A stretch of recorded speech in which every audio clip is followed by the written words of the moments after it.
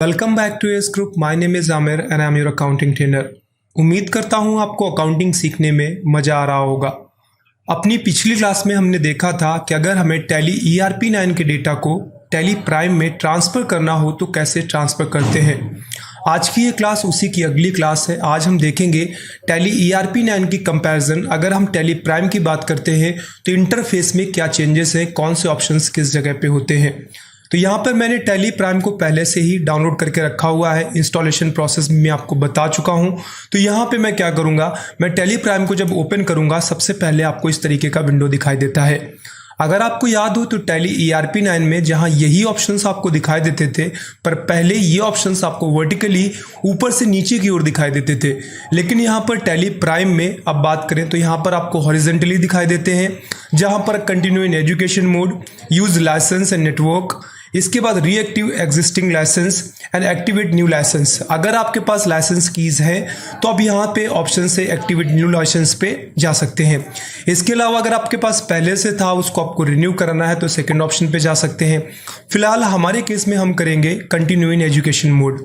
यहाँ पे जैसे ही हम कंटिन्यू इन एजुकेशन मोड पे क्लिक करेंगे तो इस तरीके का विंडो आएगा। अगर आपको याद हो तो टैली ERP9 में ये विंडो कुछ ग्रीन कलर की आपको दिखाई देती थी, जबकि यहाँ पर आप देखेंगे तो ब्लू एंड वाइट का कॉम्बिनेशन है जो आपको इस तरीके से दिखाई देता है। अगर आपने पहले से एक भी कंपनी नहीं बनाई होगी तो आपके जब इस यहाँ पर आएंगे तो सबसे पहले आपसे बोलेगा कि एक नई कंपनी क्रिएट करिए। चूंकि मैं कंपनी बना चुका था इस वजह से आदित्य नाम की कंपनी यहाँ पे हमारे सामने ओपन हो गई है। अब हम बात करेंगे ऑप्शंस की, कौन से ऑप्शंस किस जगह पे होते हैं। सबसे पहले आप ऊपर से देखना स्टार्ट करिए। सबसे ऊपर आपको यहाँ पे टॉप लेफ्ट कॉर्नर पे दिया हुआ है कंपनी का ऑप्शन। अगर आप इस पे क्लिक करते हैं तो यहाँ से आप एक नई कंपनी क्रिएट कर सकते हैं।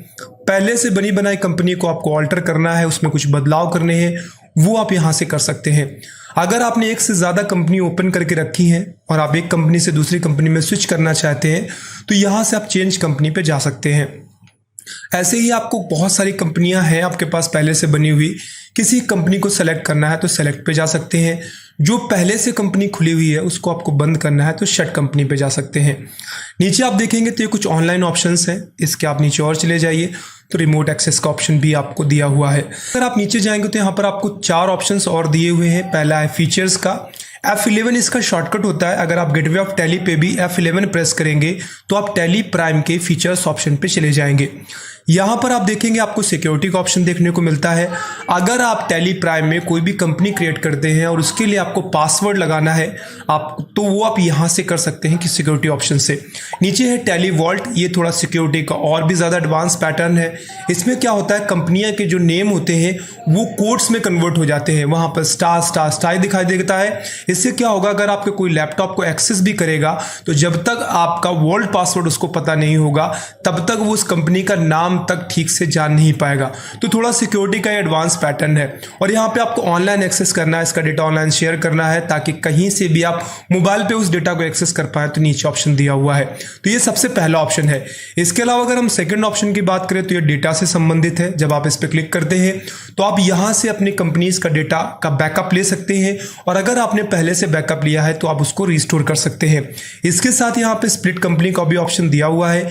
एक ही कंपनी के फाइनेंशियल ईयर को आप 2 पार्ट में डिवाइड करना चाहते हैं 6-6 महीने के अंतराल से, तो आप स्प्लिट कंपनी के ऑप्शन से ये सारा कुछ कर सकते हैं।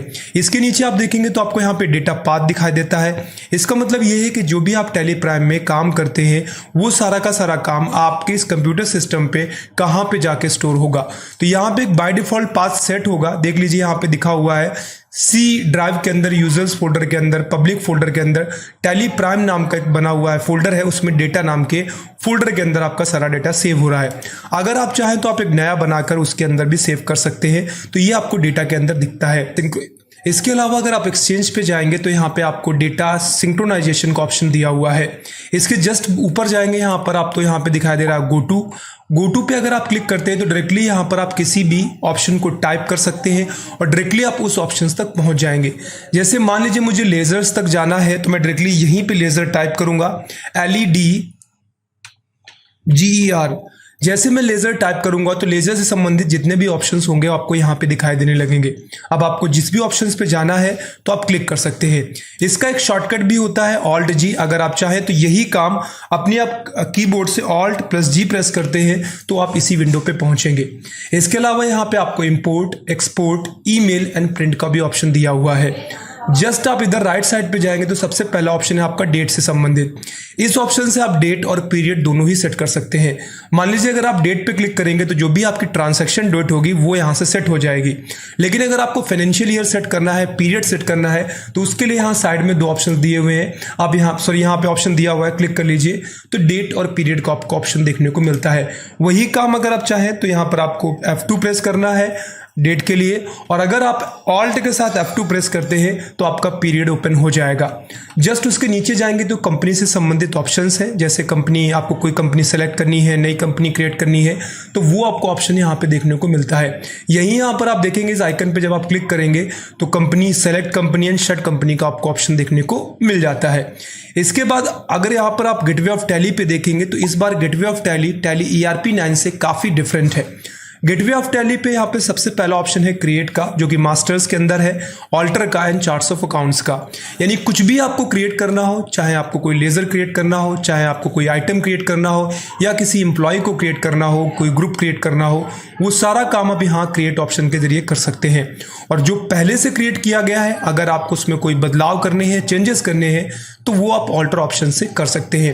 एक साथ आपको बहुत सारे लेजर्स बनाने हैं तो चार्ट्स ऑफ अकाउंट्स पे जा सकते हैं, और एक साथ आप मल्टीपल लेजर्स क्रिएट कर सकते हैं। जो भी आप एंट्रियां पास करते हैं, पहले भी वो वाउचर्स में हुआ करती थी, वो अब यहाँ पर आपको ट्रांसैक्शन के अंतर्गत पहले ऑप्शन वाउचर के अंदर दिखाई देती हैं।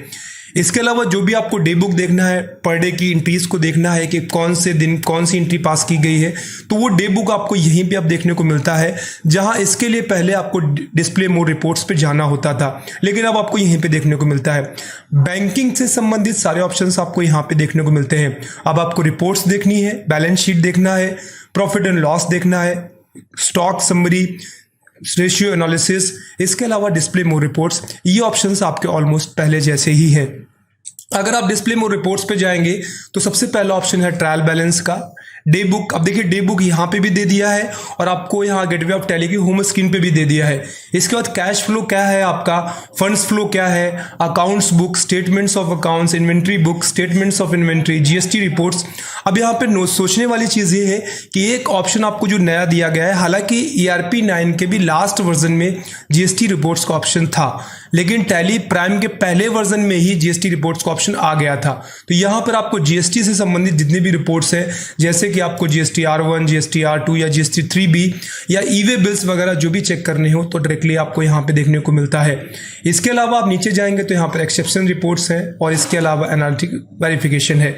नीचे आपको यहाँ पे क्विट दिखाई देता है। अब कंपनी में आपको कोई भी चेंजेस करने हैं फीचर से संबंधित, तो आप चाहें तो शॉर्टकट की आप F11 प्रेस कर सकते हैं अपने कीबोर्ड से, और यहाँ पर आप पहुँच जाएंगे। तो जो भी फीचर को आपको इनेबल या डिसेबल करना है वो आप यहाँ से कर सकते हैं। वहीं अगर आपको कॉन्फ़िगरेशन करना है अपने टैली प्राइम सॉफ्टवेयर में, उस कंपनी के अंदर किसी चीज़ में, तो आप F12 शॉर्टकट की का यूज़ कर सकते हैं, और F12 शॉर्टकट की का यूज़ करने के बाद आपकी वो चीज़ वहाँ पे ओपन हो जाएगी। तो अब यहाँ से F12 दबाएंगे तो ये है टैली प्राइम। इस समय जो वर्जन चल रहा है वो है 2.1, और इससे पहले मैंने आपको ऑलरेडी वीडियो बनाकर बता दिया था कि अगर आपको इस वर्जन को डाउनलोड करना है तो डाउनलोड कैसे करेंगे। टैली प्राइम और टैली ERP9 में एक बड़ा डिफरेंस ये भी है कि टैली प्राइम की प्री रिक्वायरमेंट है, ये 64 बिट ऑपरेटिंग सिस्टम पे ही काम करता है। भले ही आप विंडो 7 यूज़ करें, विंडो 8 यूज़ करें, या विंडो 10 यूज़ करें, या विंडो 11 यूज़ करें। मेरे केस में मैं विंडो 11 यूज़ कर रहा हूँ। आपके पास 64 बिट ऑपरेटिंग सिस्टम होना चाहिए। And second cheese, minimum RAM requirement 2 GB है। अगर आप बहुत अच्छे से यूज़ करना चाहते हैं तो 4 GB रिकमेंडेड है। 4 GB होगी तो बहुत बेस्ट परफॉर्मेंस आपको मिलेगी, लेकिन कम से कम 2 GB होनी चाहिए। आज की क्लास में हमने देखा कि टैली प्राइम का इंटरफेस किस तरीके का है, कैसे टैली ERP9 से डिफरेंट है। आज की क्लास फिलहाल यहीं पे खत्म होगी। बहुत जल्द मिलेंगे अगली क्लास में फिर अगले टॉपिक पे बात करते हुए। तब तक अगर आपको ये क्लास पसंद आई है, ये वीडियो पसंद आया है, तो वीडियो को लाइक कर सकते हैं, चैनल को सब्सक्राइब कर सकते हैं, बेल आइकन पे हिट कर सकते हैं। बहुत जल्द मिलेंगे, तब तक अपना ख्याल रखें। Bye bye and take care.